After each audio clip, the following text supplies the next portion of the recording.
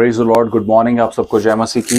और मैं विश्वास करता हूँ आप लोग बिल्कुल ठीक हैं और प्रभु यीशु मसीह के अनुग्रह में बने हुए हैं। मैं विश्वास करता हूँ कि आपने पिछले संदेशों को देखा है और ख़ास तौर पे ये जो पिछला संदेश कि एक विधवा जो है वो श्राप नहीं है, वो एक आशीष है। मैं विश्वास करता हूँ कि आप लोगों ने देखा है और आप लोग उससे ब्लेस हुए हैं। मैं विश्वास करता हूँ कि आप लोग इन संदेशों को देख रहे हैं और शेयर भी कर रहे हैं दूसरों के साथ। मैं आपको एक इम्पॉसिबल सी बात बताऊं। वो इम्पॉसिबल सी बात ये है कि मैं चाहता हूं कि by the end of this year, ये साल खत्म होने से पहले पहले दिसंबर एंड तक, 31 दिसंबर तक हमारे पास 1 लाख सब्सक्राइबर हो जाए। अभी हमारे पास सिर्फ 17,500 हैं, जो कि इम्पॉसिबल है। लेकिन परमेश्वर कर सकता है सब कुछ। कहीं से भी भीड़ को इकट्ठा करके ले आया है, शुरू हो जाओ। सो मैं चाहता हूँ आप सबसे कि आप सब प्लीज़ इन मैसेजेस को शेयर करें, सब्सक्राइब करें, लोगों को इनकरेज करें कि वो सुने और परमेश्वर को महिमा दें। दूसरी चीज़, मैं आप सबको थैंक यू बोलना चाहता हूँ हमें ब्लेस करने के लिए। और मैं आप सबको इनकरेज करूँगा, अगर आपको कभी भी लगता है, यूँ हम कभी भी अपने कोई भी QR कोड या बैंक अकाउंट या कुछ भी यहाँ पर या किसी भी संदेश में, जूम पर या कहीं पर भी हम डालते नहीं हैं। लेकिन एक दो तीन भाई बहनों ने जैसे सुपर थैंक्स का जो ऑप्शन रहता है उसके थ्रू हमें ब्लेस किया। और लेकिन मैं आप सबको इनकरेज करूँगा, इफ़ यू फील, अगर आप कभी भी सोचते हैं हमको या आपको पवित्र आत्मा अगुवाई करते हैं कि हमें ब्लेस करें, so we are you are most welcome. और यहाँ पर मैं आपको एक नंबर मेंशन कर देता हूँ, आप इस नंबर पर मैसेज कर सकते हैं और यू कैन आस्क अगर जो भी आपको चाहिए हो, और हम लोग आपसे शेयर कर लेंगे। और अगर आप हमें ब्लेस करना चाहते हो तो ब्लेस कर सकते हैं, हमें कोई प्रॉब्लम नहीं है। ओके, सो प्रभु यीशु मसीह का पिता परमेश्वर पवित्र आत्मा का धन्यवाद हो। मैं चाहता हूँ कि आप जितने भी भाई बहन मुझे देखते हैं, प्लीज़ मेरी प्रिय पत्नी सहायता को भी सपोर्ट करें और शेयर करें उसके चैनल को भी, और उनको भी उनके मैसेजेस को देखें। बहुत सिंपल से, बहुत ही स्वीट से मैसेजेस होते हैं, लेकिन बहुत ही लर्निंग के लिए बहुत अच्छे मैसेजेस हैं।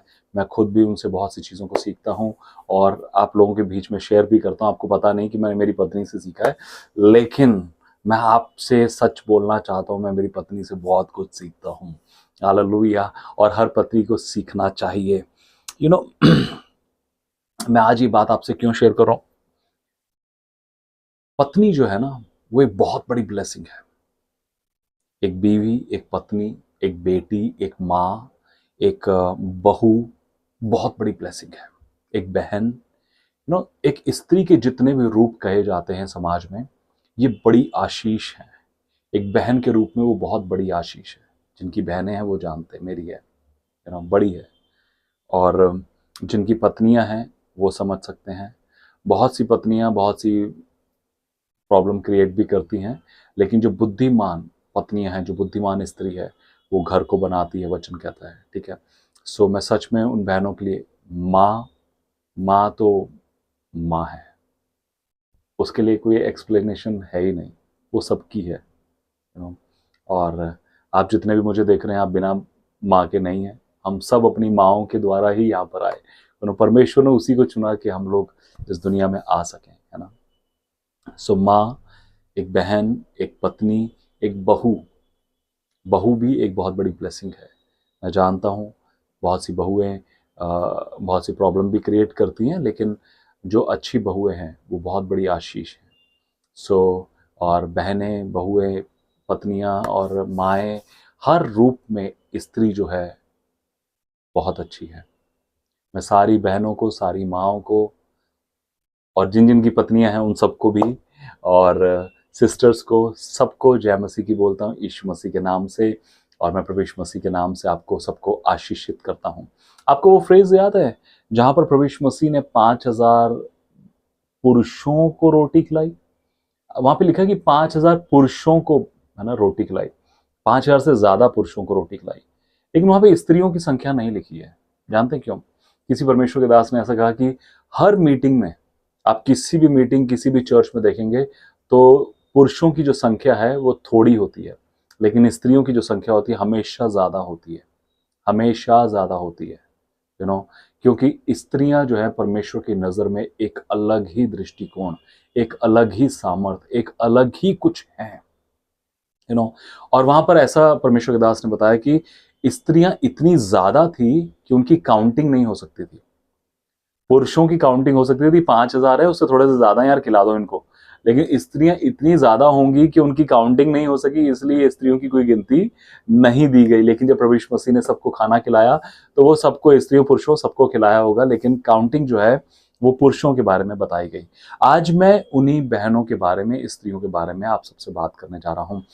आप जानते हैं, हम शुरू से देखते हैं परमेश्वर के वचन में, इन 66 किताबों में जब हम पहली किताब को ही पढ़ते हैं तो हम देखते हैं कि उत्पत्ति की पुस्तक में शैतान ने स्त्री को भरमाया। और शुरू से आप जानते हैं स्त्री की जो इमेज है ना, वो इतनी डार्क, इतनी बुरी, इतनी गंदी बनाई गई है कि समझने वाले को, पढ़ने वाले को ऐसा लगे कि औरत बेकार है, दुष्ट है, निकम्मी है, कुछ कर नहीं सकती, और हमेशा उसको नीचे रखा जाए, दबा के रखा जाए, या वो किसी लायक नहीं है, इसी औरत की वजह से प्रॉब्लम शुरू हुई।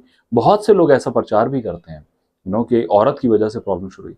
लेकिन मैं आपको सच बताऊं,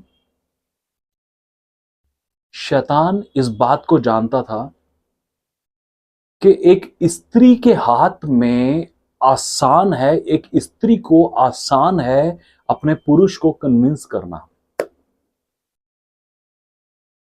एक पत्नी के लिए इजी है अपने पति को कन्विंस करना, और उसने उसको टारगेट किया। जानते क्यों? क्योंकि वो जानता था जो स्त्री है वो स्ट्रांग है, वो कमजोर नहीं है, वो स्ट्रांग है, वो आदम को कन्विंस कर लेगी। लेकिन अगर मैं आदम से बात करता हूं तो आदम शायद उसको कन्विंस नहीं कर पाएगा। अरे देखो वो फल खा लो ना, उसने दिया यार। वो कही, अरे तुमको बोला था ना परमेश्वर ने कि वो नहीं खाना है, फिर क्यों खा रहे हो? तो अच्छा सॉरी, अच्छा नहीं खा रहे, चलो छोड़ दो। तो आदम शायद कन्विंस नहीं कर पाएगा, लेकिन वो जानता था कि स्त्री जो है वो कन्विंस कर लेगी, वो आदम को कन्विंस कर ले कि यस खा सकते हैं। यस, जो लेडी है, जो वुमन है, जो फीमेल है, जो स्त्री है, वो परमेश्वर की ब्यूटी है, पावर है उसमें, शी कैन कंट्रोल थिंग्स। और आज आप जो मेरी बहनें, मेरी माताएं, मेरी सिस्टर्स, दीदियां, आप सब सुन रही हैं इस संदेश को, मैं आप सबको इनकरेज करना चाहता हूं और आपको उत्साहित करना चाहता हूं इस बात को बोलकर कि आप में वो कन्विंसिंग पावर है, आप में वो पावर है कि आप चीज़ों को कंट्रोल कर सकती हैं। हालेलुया। और शैतान इस बात को बहुत अच्छे से जानता था, लेकिन आप नहीं जानती हैं इस बात को। लेकिन आज मैं इस संदेश के द्वारा आपको बताना चाहता हूँ, हमेशा हम परमेश्वर के वचन को पढ़ते हैं, आप प्रचार सुनेंगे, आप पवित्र बाइबल में से जगह जगह से प्रचार सुनेंगे, लेकिन कोई भी यीशु मसीह की वंशावली से प्रचार नहीं करता, बहुत रेयर होता है। यीशु मसीह की वंशावली में 5 ऐसी स्त्रियां हैं जिनके बारे में मैं आज आपसे बात करना चाहता हूं। वो 5 स्त्रियां जो कि अपनी जिंदगी में पछाड़ी गई, बेकार समझी गई, बुरी समझी गई, गलत समझी गई, उसकी निंदा हुई, उनके बारे में गलत सोचा गया, लेकिन परमेश्वर ने उन्हीं स्त्रियों को चुना, उन्हीं स्त्रियों को ऊपर लेकर आया, और आज प्रभु यीशु मसीह की वंशावली में उन 5 स्त्रियों का नाम पाया जाता है। सीधा चलते हैं परमेश्वर के वचन में और परमेश्वर के वचन से देखते हैं कि परमेश्वर का वचन क्या कहता है। हालेलुया। और मैं चाहता हूं मेरे साथ देखिए, मत्ती रचित सुसमाचार उसके पहले अध्याय के पहले वचन से हम लोग पढ़ेंगे। लिखा है, अब्राहम की संतान, दाऊद की संतान, यीशु मसीह की वंशावली। अब्राहम से इसहाक उत्पन्न हुआ, इसहाक से याकूब उत्पन्न हुआ, याकूब से यहूदा और उसके भाई उत्पन्न हुए, यहूदा और तामार से फिरिस और जोहरा उत्पन्न हुआ। तामार वो पहली स्त्री जिसका नाम प्रभु यीशु मसीह की वंशावली में लिया गया। तामार के बारे में अगर आप जानना चाहते हैं तो अगर आप उत्पत्ति उसके 38 जेनेसिस चैप्टर 38 को पढ़ेंगे तो आप देखेंगे वहां पर कि याकूब के 12 बेटों में से एक जो था यहूदा, जिसके गोत्र से प्रभु यीशु मसीह का जन्म हुआ, वो यहूदा जो था वो अपने भाइयों को और सबको छोड़कर दूसरी जगह चला गया रहने के लिए। वहां पर उसकी शादी हुई और उसके 3 बेटे हुए, जिसमें से पहले बेटे की जब शादी हुई तो उसकी जो बहू थी उसका नाम था तामार। अब आप सोचेंगे कि जब बेटे की शादी हुई तो ये यहूदा का नाम तामार के साथ क्यों जुड़ा, मैं बताता हूँ। जब ये पहले बेटे की शादी हुई तो वो मर गया। फिर दूसरे भाई को बोला गया कि तू अपने भाई का हक पूरा कर और पति बन के रह, और उसको लगा कि नहीं, मैं नहीं कर पाऊंगा, और उसने भी दुष्टता करी और वो भी मर गया। और यहूदा ने सोचा कि कहीं तीसरा बेटा भी इसके चलते मर ना जाए, तो उसने क्या करा कि उसने तीसरे बेटे को सेव कर लिया और तामार को ऐसे ही छोड़ दिया। एक सर्टेन टाइम के बाद उसको, तामार को पता लगता है कि उसका जो ससुर है और उसका जो बेटा है फिर से आ रहे हैं, और उस दौरान तामार जो होती है एक देवदासी बनके, एक प्रोस्टिट्यूट या एक ऐसे देवदासी बनकर वहां बैठी होती है। और जब यहूदा उसको देखता है तो वो उसके पास जाता है। वो नहीं जानता होता कि ये उसी की बहू है। मैं आपको बताऊं, मैं जब तमार के बारे में सोचता हूं तो मैं देखता हूं कि वो एक ऐसी स्त्री है जिसकी 2 बार शादी हुई और दोनों बार ही पति का कोई सुख नहीं है, फैमिली नहीं है, कोई बच्चे का कोई सुख नहीं है, जो इन लॉज होते हैं उनका कोई सुख नहीं है। हो सकता है आप भी उसकी तरह फील करते हो। लेकिन तामार के लिए परमेश्वर की बहुत बड़ी योजना ये रही कि एक दिन वो प्रभु यीशु मसीह की वंशावली में उसका नाम होगा। उसके आगे अगर आप पढ़ेंगे, लिखा है फिरिस से हेस्रोन उत्पन्न हुआ, और हेस्रोन से एराम उत्पन्न हुआ, एराम से अमीनादाब उत्पन्न हुआ, अमीनादाब से नहशोन उत्पन्न हुआ, नहशोन से सलमोन उत्पन्न हुआ, और सलमोन और राहब से बोआज उत्पन्न हुआ। सलमोन और राहब, दूसरी स्त्री है राहब। राहब, आप जानते हैं राहब कौन थी? आपको पता होगा, यहोशू ने अपने 2 स्पाई को, जासूसों को यरीहो में भेजा था यरीहो का पता लगाने के लिए। जब वो लोग यरीहो में जाते हैं और उस दौरान वो एक वेश्या के घर पर रुकते हैं, छुपते हैं जैसे, यरीहो का पता लगाने के बाद। और जब वो वहां पर होते हैं, और जो उनमें से उन 2 लोगों में से एक कहा जाता है कि सलमोन था, और सलमोन उस रहाब वेश्या से एक सर्टेन टाइम के बाद उसकी और उसकी शादी होती है और उनका बच्चा होता है जिसका नाम होता है बोआज। बोआज पर मैं बाद में आता हूं। ये वही रहाब है जो एक प्रोस्टिट्यूट थी, जिसके पास बहुत से पुरुष आते होंगे अपने शारीरिक सुख को पाने के लिए। ये वही रहाब है जिसकी कोई वैल्यू नहीं है। समाज उसको एक प्रोस्टिट्यूट की नजर से देखता है, एक वेश्या की नजर से देखता है, लेकिन परमेश्वर की नजर उसके ऊपर कुछ और है। परमेश्वर ने उसके द्वारा एक फेथफुलनेस को लिया और उसका नाम प्रभु यीशु मसीह की वंशावली में डाल दिया, और परमेश्वर ने राहाब का नाम प्रभु यीशु मसीह की वंशावली में जोड़ दिया। दुनिया के सामने, समाज के सामने राहाब एक वेश्या हो सकती है, एक मामूली, एक फालतू, एक बेकार औरत हो सकती है जिस पर लोग इल्ज़ाम लगाएं, उसकी निंदा करें, उसके बारे में गलत बातों को बोलें। लेकिन परमेश्वर की नज़र में उसी राहाब का या उसी राहाब के लिए प्लान कुछ और है, और वो इतना बड़ा प्लान है कि पूरी दुनिया उसका नाम जानेगी। हालेलुया। उसके बाद देखते हैं आगे, लिखा है बोआज और रूत से ओबेद उत्पन्न हुआ। तीसरी स्त्री है रूत। रूत कौन है? रूत एक मोआबिन स्त्री है। आप जानते हैं मोआबी और अमालेकियों को परमेश्वर ने बोला कि वो कभी भी मेरे भवन में घुसने नहीं पाएंगे। व्यवस्था विवरण ड्यूटोनॉमी 23 में, जो व्यवस्था विवरण 23 में आप पढ़ते हैं तो वहां पर लिखा है कि अमोनी और मोआबी कभी भी परमेश्वर के भवन में घुसने ना पाए। परमेश्वर शुरू से उनसे एक घृणा या एक अलगाव रखता था। और ये मोआबी जाति जो है, ये आप अगर देखेंगे तो इसका बैकग्राउंड ये कहां से आई, जब लूत और उसकी बेटियां, सदोम और गोमोरा के बाद लूत और उसकी बेटियां एक एक करके जब अपने लूत के साथ, पिता के साथ सोती हैं, तो उन दोनों के द्वारा एक एक जाति पैदा होती है, और वहां पर अमालेकी और एमोनाइट्स और मोआबाइट्स, मोआबी, 2 जातियां पैदा होती हैं उनसे। ओके, तो रूत कौन है? रूत, अगर आप रूत की पुस्तक में पढ़ेंगे, 4 चैप्टर हैं। रूत एक वो स्त्री है जिसका पति मर चुका है। दूसरा, वो अपने देश को छोड़कर दूसरे देश में आ चुकी है।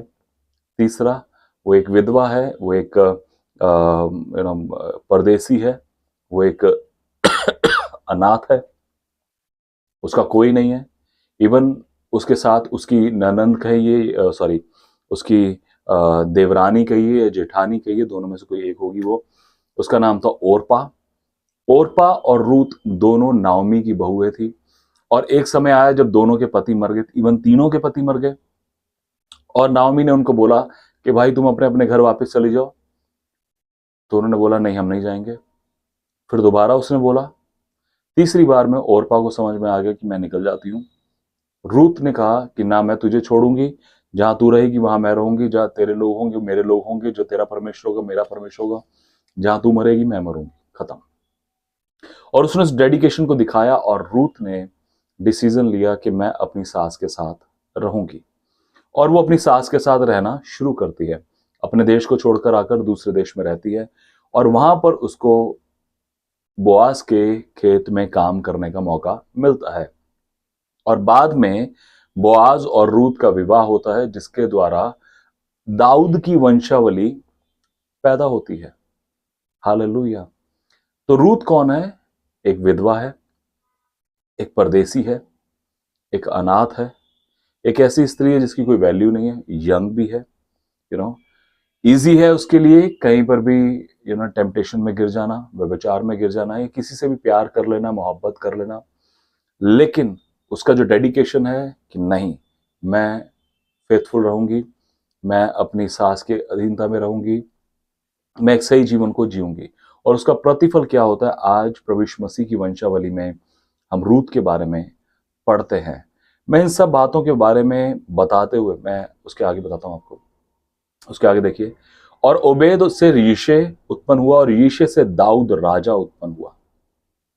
अब जानते प्रभु यीशु मसीह की पूरी वंशावली में दाऊद से पहले कोई भी राजा नहीं था, और दाऊद के बाद सब राजा पैदा हुए। आप एक वो जन हो सकते हैं अपने परिवार में, अपने घराने में, जो पूरी जनरेशन को चेंज कर दे, पूरे आपके जिनियोलॉजी को, पूरे आने वाली जनरेशन को पूरा बदल कर अपसाइड डाउन कर दे, टर्न अराउंड कर दे। आप वो व्यक्ति हो सकते हैं। दाऊद एक साधारण सा व्यक्ति था, लेकिन दाऊद से पहले कोई भी राजा नहीं है, लेकिन दाऊद के बाद सब राजा पैदा होते हैं। हालेलुया। लेकिन एक बहुत बड़ी बात है कि सिर्फ दाऊद के साथ ही दाऊद राजा लिखा गया, और किसी राजा के साथ राजा नहीं लिखा गया। हालेलुया। तो ये बहुत खूबसूरत बात है। खैर आगे पढ़ते हैं, और लिखा है, और दाऊद से सुलेमान उस स्त्री से उत्पन्न हुआ जो उरिया की पत्नी थी। हालेलुया। उरिया की पत्नी, जो आप अगर देखें मेरे साथ, हालेलुया, थैंक यू जीसस। पहले शमूएल में, सॉरी दूसरे शमूएल में 12 चैप्टर में उरिया वो व्यक्ति है जो दाऊद की सेना में था, जिसे दाऊद ने बाद में मरवा दिया, और इस स्त्री का नाम वहां पे मेंशन नहीं किया गया है, लेकिन इस स्त्री का नाम है बतशेबा। बतशेबा ये अपने हस्बैंड की वाइफ थी, ठीक है, ये वाइफ थी, और इसको दाऊद ने देखा अपनी एक खिड़की से, वो नहा रही थी, वो उसकी तरफ आकर्षित हुआ, उसने उसको बुलाया, उसके साथ गलत व्यवहार किया, व्यभिचार किया उसके साथ, जो कि परमेश्वर की दृष्टि में सबसे बड़ा पाप माना गया। उसका दंड दाऊद को भी मिला।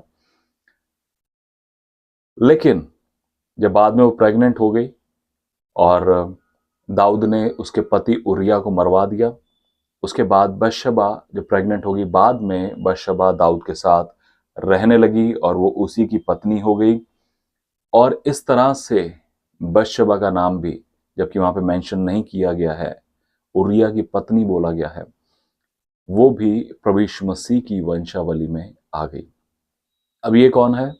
ये एक प्रोस्टिट्यूट नहीं है, ठीक है, लेकिन वो एक विडो है, जिसका पति दाऊद की प्लानिंग से मारा जा चुका है। उसके साथ कुकर्म हुआ है, उसके साथ गलत काम हुआ है। ये सब बातें मैं आपको इसलिए बता रहा हूं कि हो सकता है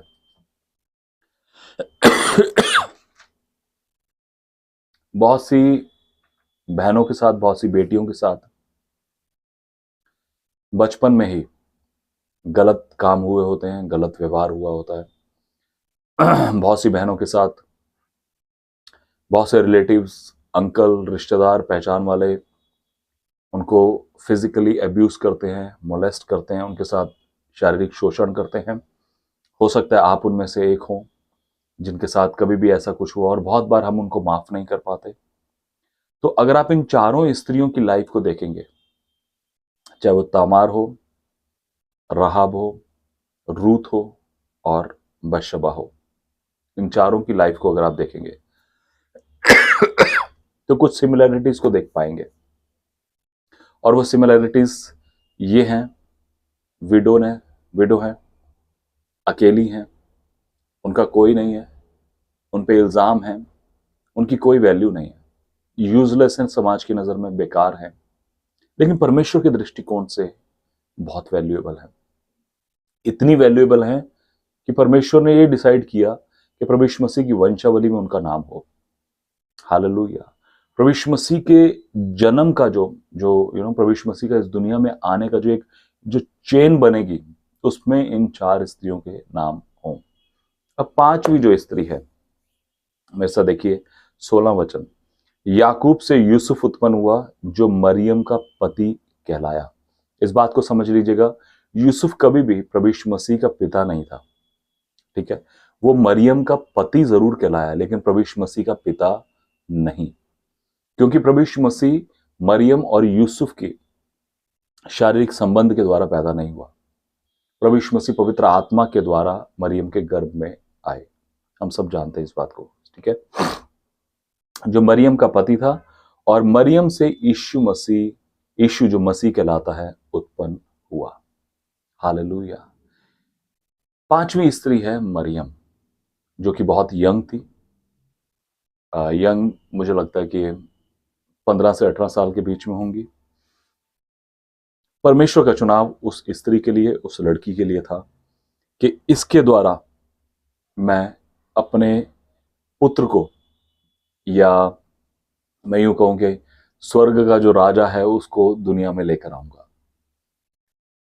जब उसके पति को पता लगता है, आप सब जानते हैं, हमने अक्सर क्रिसमस पे स्टोरी को सुना होगा, 18 वचन से हम पढ़ते हैं। कहते यीशु मसीह का जन्म इस प्रकार से हुआ कि जब उसकी माता मरियम की मंगनी यूसुफ के साथ हो गई, तो उनके इकट्ठे होने से पहले वह पवित्र आत्मा की ओर से गर्भवती पाई गई। एक बात को समझिएगा, बहुत बार हमारी मंगनी हो जाती है, इसके ऊपर मैंने एक पूरा वीडियो बनाया हुआ मंगनी के ऊपर। बहुत बार हमारी जो मंगनी हो जाती है, हम हस्बैंड वाइफ होने से पहले एक दूसरे से मिलते हैं, बहुत से लोग फिजिकल भी हो जाते हैं, बहुत से लोग प्रेग्नेंट भी हो जाते हैं। यहाँ पर लिखा है कि जब उनकी मंगनी हो गई, इससे पहले कि वो एक होते, वो मरियम पवित्र आत्मा से भर गई। अगर आपकी अभी शादी नहीं हुई और आप मंगनी के प्रोसेस में चल रहे हैं, ये वो समय है प्रियो जहां पर हमें पवित्र आत्मा से और भी ज्यादा भरने की, या पवित्र आत्मा के नियंत्रण में चलने की जरूरत है। अगर आप चाहते हैं आपके जीवन से प्रभु यीशु मसीह का जन्म हो, प्रभु यीशु मसीह दिखाई दे, तो आपको उस पवित्र जीवन को जीने की जरूरत है। मुझे माफ करिए, मुझे खांसी हो रही है और मैंने एक टॉफी भी रखी हुई है मुंह में, उसको मैं चूस रहा हूं।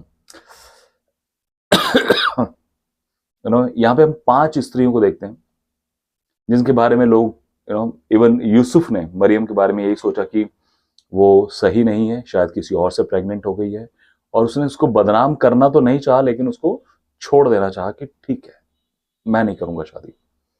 ये 5 वो स्त्रियां हैं जिनके बारे में गलत सोचा गया, जिनके बारे में समाज, लोग, रिश्तेदार, पहचान वाले एक गलत दृष्टिकोण रखते रहे। और अगर आप इनकी डिटेल्स में जाएंगे तो और भी बहुत सी चीजें होंगी, पर मेरा फोकस वो नहीं है। मेरा फोकस ये है कि इन 5 स्त्रियों से क्या आप, जो मेरी बहनें आप सुन रही हैं, क्या आप अपने आप को रिलेट कर सकती हैं? क्या कभी आपके साथ बचपन में या जवानी में या एक सर्टेन टाइम पर किसी ने व्यभिचार किया, मोलेस्ट किया, आपको शारीरिक रूप से तकलीफ दी?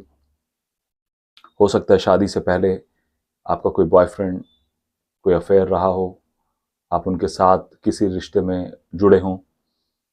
मैं बड़ी पवित्रता के साथ आपको इस बात को बोल रहा हूं। और बहुत बार हम जब इस दौर से होकर गुजरते हैं, हम अपने आप को निग्लेक्टेड, अपने आप को बेकार, बेचारा समझते हैं। लेकिन अगर आप इन 5 स्त्रियों के बारे में समझें सॉरी, तो आप एक चीज को देखेंगे कि पांचों की पांचों कहीं ना कहीं समाज और दुनिया से रिजेक्टेड थी, लेकिन परमेश्वर की ओर से सिलेक्टेड थी एक बड़े प्लान के लिए। और वो बहुत बड़ा प्लान क्या था? वो उद्धार करता प्रभु यीशु मसीह का इस दुनिया में आना। ये उस समय की बात है, लेकिन आज ये वो समय था जब प्रभु यीशु मसीह ने पहली बार आना था। अब आज भी प्रभु यीशु मसीह ने आना है और ये दूसरी बारी है। हालेलुया। और आज भी परमेश्वर ऐसे लोगों को, ऐसे भाइयों को, ऐसे बहनों को भी, जबकि आज मेरा संदेश बहनों के ऊपर है, तो ऐसी बहनों को, ऐसी स्त्रियों को ढूंढता है जो सच में, ठीक है, आपके पास्ट में कुछ भी हुआ, जो कुछ भी हुआ, कितनी भी स्ट्रगल रही, कुछ भी बदतमीजी हुई, कुछ भी गलत हुआ आपके साथ, हो सकता है आपके पति ना हो, किसी ने मोलेस्ट किया हो, किसी ने गलत व्यवहार किया हो, बदचलनी की हो, गाली गलौज किया हो, मारा पीटा, कुछ भी हुआ आपके साथ, लेकिन फिर भी अगर आज आप कहती हैं, प्रभु मैं तेरे लिए खड़ी हूं, प्रभु मैं तेरे लिए खड़ी हूं, प्रभु, मैं आपको सच बोलना चाहता हूं, परमेश्वर आज भी आपको यूज करना चाहता है और यूज करने की सामर्थ रखता है। आज भी आप एक प्रॉफिटस, एक वॉरियर बनकर खड़ी हो सकती हैं। आज भी आप बहुतों को कन्विंस कर सकती हैं प्रभु यीशु मसीह के पास आने के लिए। आज भी बहुतों के जीवन में एक बड़ा परिवर्तन आ सकता है आपकी प्रार्थनाओं के द्वारा। आज भी परमेश्वर की नजर आप पर है जो आप मुझे सुन रही हैं। ये मत सोचिए कि आप बेकार हैं, बेचारी हैं। बहुत बार हम अगर कहीं पर काम करते हैं, कोई हमें पसंद हो सकता है, कोई हमें लाइक कर सकता है, किसी को हम लाइक कर सकते हैं। बहुत बार जब हम एक स्टेप आउट हो जाते हैं या अपने जीवन में अपनी मर्जी से कदम उठा लेते हैं और हमें बहुत तरह के रिजेक्शन और बहुत सी बातों का सामना करना पड़ सकता है। लेकिन मैं आपको बोलना चाहता हूं, अगर आपसे जीवन में गलत काम हो भी गया है, कुछ भी गलत हो गया है, तो आज भी प्रभु यीशु मसीह आपको माफ करने के लिए तैयार है। बस पूरे मन से प्रभु यीशु मसीह से माफी मांगिए कि प्रभु मैं माफी मांगती हूँ, मैंने ये गलत किया था। और आज भी परमेश्वर आपको तैयार है अपनी महिमा के लिए यूज करने के लिए। अगर कभी भी आपकी किसी ने आपको रिजेक्ट कर दिया, मान लीजिए मंगनी हो गई सॉरी, मंगनी हो गई और सामने से ना हो गई, मेरे साथ भी ऐसा हुआ है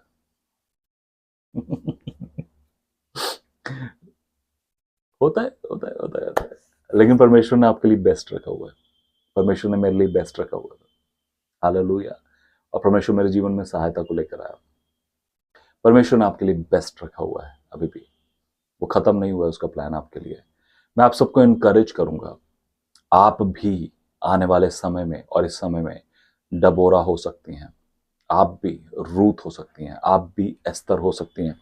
मैं हमेशा किसी भी बहन को ब्लेस करता हूं तो इन 3 स्त्रियों का, इन 3 परमेश्वर की दासियों का नाम लेकर मैं ब्लेस करता हूं। और मैं प्रभु यीशु मसीह के नाम से आप जितने भी मुझे सुन रहे हैं, इससे कोई फर्क नहीं पड़ता आप कहां से मुझे देख रहे हैं, आपकी एज कैटेगरी क्या है, आपके नाम क्या है, आपके कैसे दिखते हैं, मैं यीशु मसीह के नाम से बोलता हूं कि आप में से हर एक बहन प्रभु यीशु मसीह की रूथ होने पाए। हालेलुया। आप में से हर एक बहन परमेश्वर की रूथ होने पाए, जो अपने आप को अधीन कर दे, अपने आप को हम्बल कर दे, अधीन कर दे। होने दे प्रभु, ये हर एक बहन एक रूथ के समान कैरेक्टर को रखने वाली हो सके। आप में से हर एक जन, हर एक बहन एक डबोरा के समान अनॉइंटिंग होने पाए उसके ऊपर, एक प्रॉफिटस की, एक वॉरियर की अनॉइंटिंग होने पाए। आप में से हर एक बहन एस्तर के समान बुद्धिमान और खूबसूरत होने पाए। सॉरी, मैं यीशु मसीह के नाम से आपको ब्लेस करता हूं। डबोरा एक वॉरियर थी, एक प्रॉफिटस थी। एस्तर बुद्धिमान थी, उसको पता था मुझे राजा से कैसे बात करनी है, और साथ ही साथ वो बहुत खूबसूरत थी। तीसरा, रूथ हम्बल हुई और जीरो से, नौकरानी से रानी बन गई। मैं आपको इनकरेज करूंगा मेरी बहनों, आप में भी वो क्वालिटी है, लेकिन आपको बस समझना है कि कब आपको वॉरियर के रूप में काम करना है, कब आपको हम्बल होना है, और कब आपको बुद्धि से काम लेना है। That's it. हालेलुया। परमेश्वर इन स्त्रियों के समान आपको भी अपने राज्य के लिए इन अंतिम दिनों में यूज करना चाहता है। अगर आप कहती हैं yes Lord here I am, मैं यहां हूं, मुझे यूज कर अपनी महिमा के लिए, मैं विश्वास करता हूं कि आप आने वाले दिनों में एक वॉरियर के समान परमेश्वर के राज्य के लिए बहुतायत के साथ यूज होंगे। Amen. May God bless you. प्रभु यीशु मसीह आप सबको बहुत ब्लेस करे। ऐसी बहनों के साथ, ऐसे भाइयों के साथ जरूर इन संदेशों को शेयर करें जो प्रभु में बढ़ना चाहते हैं। तो मे गॉड ब्लेस यू। प्रभु यीशु मसीह मेरी सारी बहनों को, माताओं को, दीदियों को बहुत आशीषित करे, और भाइयों को भी। God bless you. जय मसीह।